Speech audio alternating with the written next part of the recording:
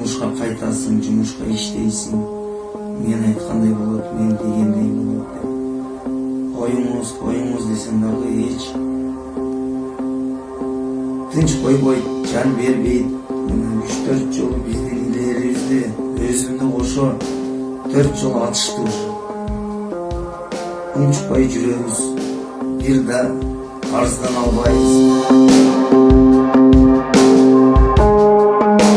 Менде мондой запистери бар, мына шеф деп турат. Бул Райымбек Исмаиловичтин номери. Мондой заданияларды берет мага. Али Токтокуновдун бүгүнкү күндө адрестерин тауып, мага табып келесиңер, Прагадан тирүүлүктү мага алып келесиңер деп ушундай буйруктарды берет. Прагадан табасыңар деп.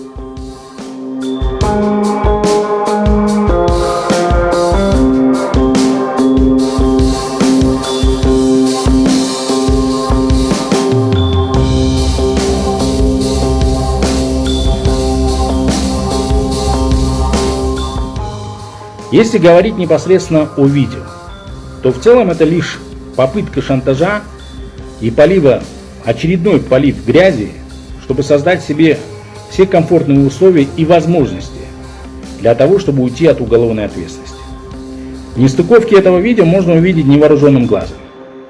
К примеру, что о якобы отправке Раимбеком Матраимовым домашнего адреса в городе Прага журналиста Азаттык с поручением о его живой или мертвой доставке. Это ложь и не более. На телефоне.